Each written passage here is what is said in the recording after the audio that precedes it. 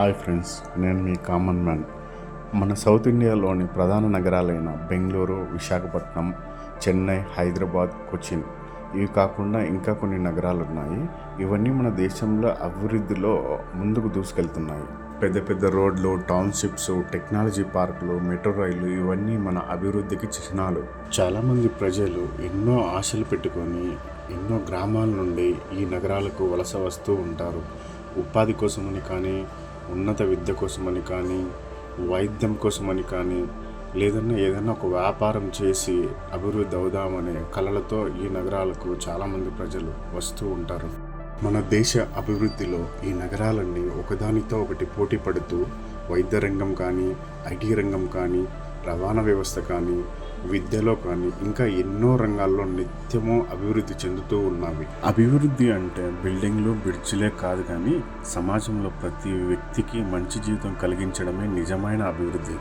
ఇప్పుడు చెప్పినవన్నీ ఒకవైపు అయితే, మరొక వైపు మన నగరాల పరిస్థితి. అదే మహానగరాలలో మురికి వీధులు, ప్లాస్టిక్ చెత్త కుప్పలు, వరదలతో కొట్టుకుపోయే డ్రైనేజీలు కనపడుతుంటే అది నిజమైన అభివృద్ధి అనిపిస్తుంది. చెత్త అంటే మనం బయటికి పడేసే ప్లాస్టిక్, పేపర్లు, పళ్ళ చెక్క, పాకెట్ కవర్లు ఇవన్నీ మన వీధులను మురికిగా మారుస్తున్నాయి. నగరాల్లో ఉన్న ఇంటిల్లు వాళ్ళు, ఉన్నత విద్య చదువుకున్న వాళ్ళు కూడా చెత్తను రోడ్డు మీద వేయడం చేస్తుంటే బాధేస్తుంది. ప్రతిరోజు పొద్దున్నే లేచి బయటకు వచ్చి చూస్తే కాలనీలలో ప్రతి వీధిలోనూ చెత్త కుప్పలు కనిపిస్తాయి. ప్రజలు చెత్తను డస్ట్బిన్లో వేయకుండా గేటు పక్కన, రోడ్డు మీద ఇలా వేస్తుంటారు. ఇవి రోజు గాలిలో ఎగిరిపోతూ, మురికి కాలువలో పడుతూ చివరికి నీటి మలినతకు దారి తీస్తున్నాయి. ప్లాస్టిక్ చెత్త కంటే ప్రమాదకరమైనది ఇంకేమీ లేదు. అది నేలలో కలవదు, నీటిని కలుషితం చేస్తుంది, జంతువులకు కూడా ప్రాణహాని చేస్తుంది. మనం వేసిన చెత్త మనకే తిరిగి మళ్ళీ హాని చేస్తుంది. వర్షం పడితే నగరాలలో మామూలుగా అయితే ఆహ్లాదకరంగా ఉంటుంది, కానీ మన నగరాలలో వర్షం అంటే భయం. ఎందుకంటే డ్రైనేజ్ సిస్టమ్ తప్పుడు ప్లానింగ్, లేక వర్షం ఎక్కువ పడడం వల్ల ఆ డ్రైనేజ్ ఓవర్ఫ్లో అవడమో జరుగుతుంది. మనమందరము చదువుకున్న వాళ్ళమే, మనమంతా అభివృద్ధి కోసం చాలామంది అందరూ కలిసి మాట్లాడతాం. కానీ అభివృద్ధి అంటే కేవలం బిల్డింగ్స్ కాదు, మనిషి జీవించడానికి అవసరమైన శుభ్రత, ఆరోగ్యం, శాంతియుత వాతావరణం కూడా అన్నీ కూడా అభివృద్ధి కిందకే వస్తాయి. మన యువత తలుచుకుంటే ప్రజలలో కానీ, సమాజంలో కానీ మార్పు తీసుకురావచ్చు. మన జనరేషన్లో చాలామంది యువత చాలా విద్యావంతులుగా ఉన్నారు, కానీ మన చుట్టూ ఉన్న సమస్యలపై ఒక్కరు కూడా స్పందించరు. ఎందుకో తెలియదు, కానీ రోడ్లన్నీ జలమయమవుతాయి. కొన్ని లోతట్టు ప్రాంతాలలో ఉండే ఇండ్లకన్నిటికీ నీరు లోపలికి వస్తుంది. ప్రజలందరూ బయటికి రావడానికి చాలా భయపడతారు. ఇది మన అభివృద్ధి అనే కాదు, కానీ ఇక్కడ బాధ్యతా లోపం కూడా ఉంది. ఈ సమస్యకు కారణం ఎవరంటే మనమే. డ్రైనేజీలలో చెత్త వేయడము, ప్లాస్టిక్ వాడకాన్ని నియంత్రించకపోవడము, ప్రణాళికలే కాకుండా కొత్త నగరాలు విస్తరించడము, ఇవన్నీ కలిపితే నగర జీవితం నరకంగా మారుతుంది అని మీకు తెలుసా? శుభ్రత అంటే మన ప్రభుత్వ బాధ్యత ఒక్కటే కాదు, మన బాధ్యత కూడా ఉంటుంది. ఇది ప్రతి ఒక్కరి బాధ్యత. మనము మన పాత్రను నెరవేరుస్తున్నామా లేదా అనేది మనమే తెలుసుకోవాలి. మనము మన నగరపాలక సంస్థలు ఇచ్చిన పద్ధతులు పాటించాలి. వాడకపు ప్లాస్టిక్ ఉపయోగం తగ్గించాలి. ఇంటి ముందు శుభ్రంగా ఉంచుకోవాలి. రోడ్డు మీద చెత్త వేయడం ఫస్ట్ మానుకోవాలి. మనం నగర శుభ్రత అంటే ఒకరి పని కాదు, ఇది మన అందరిది. ప్రభుత్వము బాధ్యత వహించాలి, కానీ మనమే పాటించకుంటే ఎంత శుభ్రం చేసినా ఏం ఫలితం ఉంటుంది? మీరే చెప్పండి ఒకసారి. మన యూత్ తలుచుకుంటే వ్యర్థాలను రీసైకిల్ చేసే వ్యాపారాలను కూడా మొదలు పెట్టవచ్చు. ఈ మార్పు మన యూత్తోనే మొదలవ్వాలి. ఒకవైపు మురికిని, మరొక వైపు అనారోగ్యాన్ని దాచుకోవడం ఇది మనకు తగదు. మన నగరాన్ని మనమే కాపాడాలి. మన నగరం మన బాధ్యత అని మనమందరం తెలుసుకోవాలి. మనం వేసేది చెత్త కాదు. ఈ మార్పు మన పరిసరాలను పరిశుభ్రంగా ఉంచితే ఆరోగ్యంగా ఉండగలం. అలా చేస్తే మన ముందరి జనరేషన్ కూడా పరిశుభ్రంగా ఉండాలని ఆలోచిస్తారు. నగరం కూడా శుభ్రంగా, నీట్గా ఉండాలని కోరుకుంటారు. దానికి మార్పు మననింకనే స్టార్ట్ అవ్వాలి. మనమే ముందుకు రావాలి. మన నగరంలో మన ఇండ్లు, మన ఇంటి బయట శుభ్రంగా ఉండాలని అనుకుంటాం, కానీ ఒక్కసారి మన వీధులు చూసారా, చెత్త కుప్పలతో నిండుకుంటున్నాయి. ఒక్కసారి చూసారా మీరు ఎవరైనా? పరిష్కారాలు లేవా అంటే పరిష్కారాలు ఉన్నాయి, కానీ మనం పాటించము. ఎందుకంటే మనకు టైం ఉండదు. మనందరికీ అవగాహన ఉంది, కానీ చర్యలు లేకపోతే ఎందుకు ఉపయోగం చెప్పండి మీరు? క్లీన్ సిటీస్, శుభ్రమైన నగరం అనేది అందరి కళ. మన ఫ్యూచర్ జనరేషన్ భవిష్యత్తు కూడా మన చేతులలోనే ఉంది.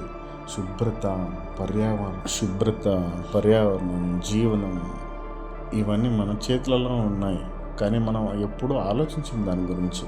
మన ప్రభుత్వ యంత్రాంగం ప్రయత్నిస్తుంది, కానీ మన సహకారం లేకుండా అది చాలదు కదా. ఫస్ట్ మనం మారితే కానీ మన ప్రభుత్వాలు కూడా మారుతాయి. మార్పు అనేది మనతోనే మొదలవుతుంది. ఫస్ట్ చెత్తను డస్ట్బిన్లో వేయండి, నిర్లక్ష్యాన్ని మానండి, మార్పు కోసం ఒక్క ముందడుగు వేయండి. తెలుస్తుంది మన జీవితం ఎలా ముందుకు వెళ్తుందో అని. ఎవరో ఒకరు మారుతారని ఆశపడకండి. మన నగరాన్ని మనం గర్వంగా మనమే మార్చుకోవాల్సిన పరిస్థితి ఇప్పుడు ఏర్పడుతూ ఉంది. మన నగరం మన బాధ్యత. ప్లాస్టిక్ని అతి తక్కువ వాడండి. మన నగరాన్ని శుభ్రంగా ఉంచుకునే ప్రయత్నించండి. ఒక్కసారి బయటకు వచ్చి మన నగర వీధులు తెలిస్తే మీకే అర్థమవుతుంది. మనము ఎంత చదువుకున్న వాళ్ళము అయినా కూడా వీధుల్లో పరిస్థితి ఎంత దారుణంగా ఉందో మీరు రోడ్లో వెళ్తుంటే మీకే తెలుస్తుంది. సిటీస్లో ప్రజల జీవితము చాలా బిజీగా ఉంటుంది, కానీ మన జీవితాన్ని నియంత్రించకుండా మనం దాన్ని ఎలా బ్యాలెన్స్ చేసుకోవాలో మనమే నేర్చుకోవాలి. మనమంతా జీవనోపాధి కోసం పరుగులు తీయాల్సిందే, కానీ ఆ పరుగు మధ్యలో మన జీవితం అసలు ఉద్దేశం మనం మరవకూడదు. ఆరోగ్యంగా ఉండడానికి, మనస్ఫూర్తిగా బతకడానికి సమయం తీసుకోవాలి. మన కుటుంబము, ఆరోగ్యము, స్వస్థత ఇదే మనకు నిజమైన సంతృప్తి. మన సిటీస్లో లైఫ్ ఎంత బిజీ ఉంటుందంటే సిగ్నల్స్లో వాహనాలన్నీ నిలబడి ఉంటాయి కదా, గ్రీన్ సిగ్నల్ పడితేనే అందరూ హార్న్ కొట్టేస్తారు. అంత బిజీ. ఒక్క సెకండ్ నిలబడే కూడా టైం ఉండదు మన వాళ్ళు. వీధుల్లో పడేసిన చెత్త చూస్తే మనము ఓన్లీ చెత్త గురించే కాదు, కానీ మన ఆలోచనల చెత్త గురించి, మన సమాజానికి మనం ఇస్తున్న చెత్త అభ్యాసాల గురించి మనకి ఫస్ట్ అవగాహన రావాలి. మన సిటీస్లో అందరూ చదువుకున్న వాళ్ళే, పీజీ, ఇంజనీరింగ్, డాక్టర్లు, ఉద్యోగులు. కానీ ఎంత చదివినా కూడా సాంఘిక బాధ్యత మాత్రం మనం చదవలేదనే అనుకోవాలి. మనము ఇంట్లో మిగిలిన చెత్తను, ప్లాస్టిక్ను తీసుకొని పోయి రోడ్డు పక్కన కానీ, బిల్డింగ్ల మధ్యన కానీ ఎక్కడన్నా పడేసి పనికి వెళ్ళిపోతాం. మనం వేసే చెత్తని నగరాన్ని క్లీన్ చేసి కార్మికులు ఎత్తుతుంటే ఎంతో బాధగా అనిపిస్తుంది. వాళ్ళు కూడా మన లెక్క మనుషులే కదా. మనం వేసే చెత్తను వాళ్ళు క్లీన్ చేస్తుంటే కదా మనమా చదువుకున్న వాళ్ళము, వాళ్ళ చదువుకున్న వాళ్ళని ఎప్పుడూ అనిపిస్తుంది. మనందరికీ రీసైక్లింగ్ అంటే తెలుసు, కానీ ప్రాక్టీస్ చేయము. ఎందుకంటే మనకు సౌలభ్యం ముఖ్యం, కానీ బాధ్యత అవసరం లేదు. ఒకవేళ చెత్త పక్కన పడిపోయి వాసన వస్తే అయ్యో మున్సిపాలిటీ వాళ్ళు ఏం చేయడం లేదే అంటారు, కానీ మనమే ఆ చెత్త వేసేదని ఎప్పుడైనా ఒకసారి ఆలోచించారా? చదువుకున్న మనం మారితే సమాజం మారుతుంది. చెత్త ఉండే బదులు చెత్త ఉండదనిపించే సమాజం మన చేతులలో ఉంది. చెత్తను బయట వేయచ్చు, కానీ బాధ్యతని కాదు. ఈ వీడియో చేస్తున్నది మనలో కొంచెం మార్పు రావాలనే ఒక చిన్న ఉద్దేశంతో ఈ వీడియో చేస్తున్నాను. ఎవరిని బాధ పెట్టాలని కాదు, కానీ ఎందుకంటే మన సిటీల్ని మనమే నాశనం చేసుకుంటున్నాము. అచ్చంగా చెప్పాలంటే మన భవిష్యత్తు కోసం వేసే అడుగులు ఈ చెత్తను నియంత్రించే టెక్నాలజీ ఏమన్నా మనం కనిపెడితే కదా మనం చెత్తపై గెలిచే మార్గాలు చాలా ఉన్నాయి. రెస్పాన్సిబిలిటీ అనేది ప్రభుత్వ బాధ్యత ఒక్కటే కాదు, మనందరి బాధ్యత కూడా. మనమందరం నిర్వర్తించాల్సిన బాధ్యత. ఈ వీడియో మీకు ఇష్టమైతే ఒక లైక్ చేయండి. చాలా బాగుందంటే సబ్స్క్రైబ్ కూడా చేయొచ్చు.